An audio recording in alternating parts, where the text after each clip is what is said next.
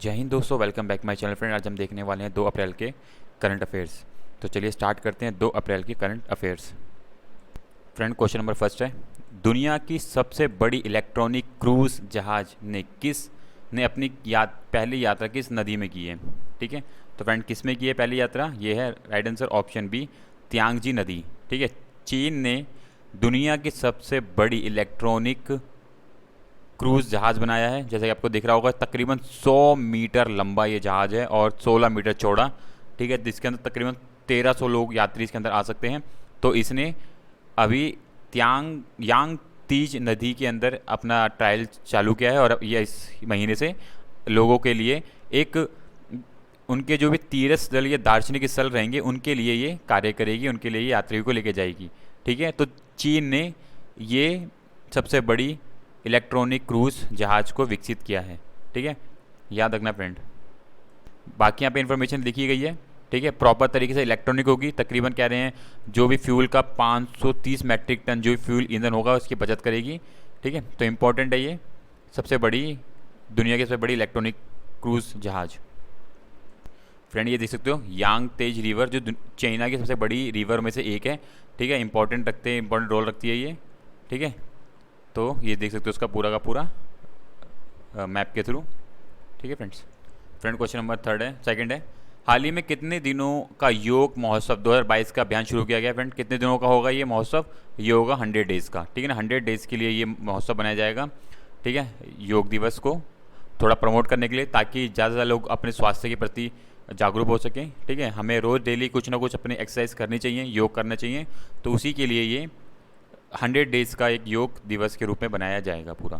ठीक है फ्रेंड, बाकी यहाँ पे इन्फॉर्मेशन लिखी गई है, आपको पता ही होगा कि ये 21 जून को हम योग दिवस बनाते हैं। ठीक है फ्रेंड, क्वेश्चन नंबर 3 है, निम्नलिखित में से किस मंत्रालय के अंतर्गत कार्यरत NCPOR ने ध्रुवीय विज्ञान और क्रोयोस्फेयर अनुसंधान योजना को सफलतापूर्वक लागू किया है? तो कौन सा मंत्रालय फ्रेंड? तो ऑप्शन है सी, पृथ्वी विज्ञान मंत्रालय। ठीक है, हाल ही में पृथ्वी विज्ञान मंत्रालय ने ध्रुवीय विज्ञान और क्रोयोस्फेयर अनुसंधान योजना के लिए सफलतापूर्वक लागू किया है। इस योजना के तहत क्या करना है, जो अंटार्कटिका के अंदर हमारे जो अभियान चलाते हैं हम, 39वां और 40वें भारतीय वैज्ञानिक अभियानों को सफलतापूर्वक अंजाम दिया गया है। तो अभी 41वां अभियान चालू करने जा रहे हैं उसमें। ठीक है, अंटार्कटिका के अंदर पूरी बर्फ़ है और वहाँ पे डिफरेंट कंट्रीज़ के अपने अपने अनुसंधान चलते हैं। ठीक है, तो भारत ने भी इसको ही आगे बढ़ाते हुए अपना 41वां वहाँ पे विज्ञान अभियान वर्तमान में चालू करा है। ठीक है, तो याद रखना कौन सा मंत्रालय कार्य करता है? पृथ्वी विज्ञान मंत्रालय इसके तहत कार्य कर रहा है। बाकी यहाँ पूरी इन्फॉर्मेशन लिखी गई है, किस किस चीज़ों में क्या क्या चीज़ें की जाएंगी, यहाँ पूरी चीज़ें जोड़ी गई हैं। ठीक है फ्रेंड, यहाँ पे कुछ इन्फॉर्मेशन जोड़ी गई है कि किस किस चीज़ों पे कार्य किया जाएगा, किन किस चीज़ों पे अनुसंधान किया जाएगा। तो यहाँ पे सब चीज़ें लिखी गई हैं, ये अभियान कब तक चलेगा।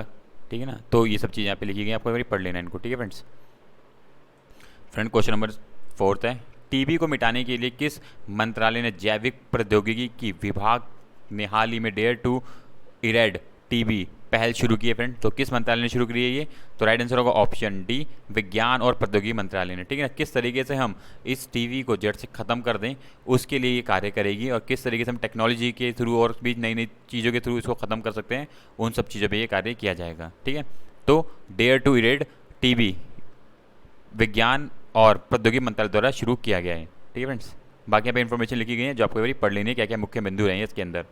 ठीक है फ्रेंड, यहाँ पे कुछ इंपॉर्टेंट फैक्ट लिखे गए हैं जो आपको पता होना चाहिए। कि यह पता होना चाहिए कि संपूर्ण जीनोम अनुक्रमण, जैसे कि माइक्रोबैक्टीरियम ट्यूबरक्लोसिस की जैविक विशेषताओं और उपचार, संस्करण और बीमारी की गंभीरता पर उत्परिवर्तन के कारण होने वाले प्रभाव को पूरी तरह से समझने के लिए जीव को जीनोमिक डेटा का विश्लेषण करना आवश्यक है। ठीक है ना, किस तरीके से जो जीनोमिक डेटा के थ्रू हम इस चीज़ों को पकड़ सकते हैं, कर सकते हैं, तो उसके थ्रू इस कार्य को किया जाएगा। क्योंकि होल जीनोम सिंक्रेंसिंग लगातार कर्षण प्राप्त कर रहा है। तो कुछ इस तरीके की चीज़ों को ये देखना चाहते हैं कि इस तरीके से हम टीबी की बीमारी को प्रॉपर तरीके से जीनोम के थ्रू भी हटा सकें। ठीक है फ्रेंड, सो ये इंपॉर्टेंट है, याद रखना चीज़ों को। फ्रेंड, क्वेश्चन नंबर 5 है, निम्नलिखित में से किस एयरपोर्ट लिमिटेड ने हाल ही में विंग्स इंडिया 2022 कोविड चैंपियन पुरस्कार जीता? फ्रेंड, वो कौन सा एयरपोर्ट रहा है फ्रेंड? तो राइट आंसर होगा option D, Cochin international airport limited. ठीक है, अभी हाल ही में नागरिक उड्डयन मंत्री ज्योतिरादित्य सिंधिया ने ये पुरस्कार कोचीन इंटरनेशनल एयरपोर्ट को दिया है। इन्होंने कोविड चैंपियन पुरस्कार जीता है। नागरिक, ठीक है ना, किस तरीके से इन्होंने कोविड के दौरान किस तरीके से कार्य को करा है, तो उसके ध्यान में रखते हुए इन्होंने ये अवार्ड जीता है। तो कोविड चैंपियन का पुरस्कार इस साल का कोचीन इंटरनेशनल एयरपोर्ट को दिया गया है। ठीक है, तो याद रखना इंपॉर्टेंट है। जबकि बेंगलुरु के कैंपेगौड़ा अंतर्राष्ट्रीय हवाई अड्डे को सामान्य श्रेणी के तहत 2 सर्वश्रेष्ठ हवाई अड्डे और कार्यक्रम में एविएशन इनोवेशन पुरस्कार जीता है। ठीक है फ्रेंड, इंपॉर्टेंट है, याद रखना ये। वहीं पर फ्रेंड अन्य पुरस्कारों में बात की जाए तो बेंगलुरु के कैपेगौड़ा अंतर्राष्ट्रीय हवाई अड्डे को सर्वश्रेष्ठ हवाई अड्डा और कार्यक्रम में एविएशन इनोवेशन पुरस्कार दिया। वहीं छत्रपति जो मुंबई के अंदर है उसको एविएशन सस्टेनेबिलिटी एंड इन्वायरमेंटल पुरस्कार दिया गया है। ठीक है ना, तो इस तरह के पुरस्कार प्रदान किए गए हैं। ठीक है, तो याद रखना फ्रेंड, कुछ इंपॉर्टेंट पुरस्कार दिए गए हैं। फ्रेंड क्वेश्चन नंबर 6 है, very very important. Axis bank किस बैंक का अन्य बैंक का अधिग्रहण करने वाली है फ्रेंड? तो आपका दिख रहा होगा कि सिटी बैंक का, very very important. Option B, अब एक्सिस बैंक क्या कर रही है, सिटी बैंक का अधिग्रहण कर लेगी और वो उसके अंडर कार्य करना चालू कर देगी। ठीक है, तो सिटी ग्रुप ने घोषणा की है कि एक्सिस बैंक एक पूर्ण नकद सौदे में 1.6 बिलियन अमेरिकन डॉलर की राशि के लिए सिटी बैंक के भारतीय उपभोक्ता व्यवसाय का अधिग्रहण करेगी। ठीक है ना, वेरी वेरी इंपॉर्टेंट है। अगर बात करें सिटी बैंक की, हम सबसे पुराना देख सकते हो, स्थापना 16 जून 1812 में, ठीक है, न्यूयॉर्क संयुक्त राज्य अमेरिका। तो अब ये जो है इसको अधिग्रहण कर लेगी। और एक्सिस बैंक अभी की बैंक 1993 अहमदाबाद में इसकी स्थापना हुई थी, मुख्यालय इसका मुंबई में है। तो अब ये एक्सिस बैंक इसका अधिग्रहण कर लेगी। ठीक है फ्रेंड, क्वेश्चन नंबर 7 है, IONS समुद्री अभ्यास 2022 का पहला संस्करण कहाँ आयोजित किया गया फ्रेंड? तो राइट आंसर होगा ऑप्शन बी, हिंद अरब सागर में।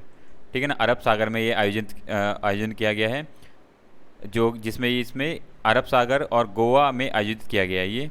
ठीक है, इसमें बेसिकली क्या करते हैं, ये अभ्यास में मानवीय सहायता और आपदा राहत संचालन के क्षेत्र में भाग लेने वाले देशों की अंतरक्रियाशीलता को बढ़ाने के लिए चाहिए। जैसे भी कहीं पे भी आपदा आई, किसी चीज़ की सुनामी आई, तो उन सब चीज़ों की इस तरीके से ये मदद कर सकते हैं, हेल्प कर सकते हैं। तो उसमें ये कार्य करते हैं, उस तरीके की चीज़ों में आयोजित करते हैं।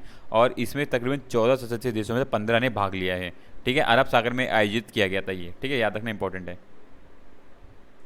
ठीक है, 2 चरण में किया गया, 26-27 मार्च को गोवा में मुगाओ में ये किया गया था, फिर 30 से 28 में ये अरब सागर में किया गया है। ठीक है फ्रेंड्स, एक बार फ्रेंड नाम पढ़ लेना, किस किस ने इसमें भाग लिया था। जैसे Bharat, Australia, France, Bangladesh, Maldives, Indonesia, Mozambique, तो काफ़ी सारी कंट्रीज़ हैं जिन्होंने इसमें भाग लिया है। ठीक है, इंपॉर्टेंट है, हिंद महासागर नौसेना संगोष्ठी।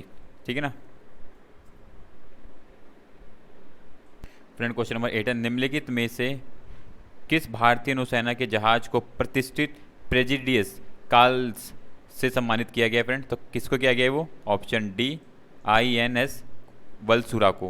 ठीक है ना, INS वलसुरा को ये पुरस्कार से सम्मानित किया गया है।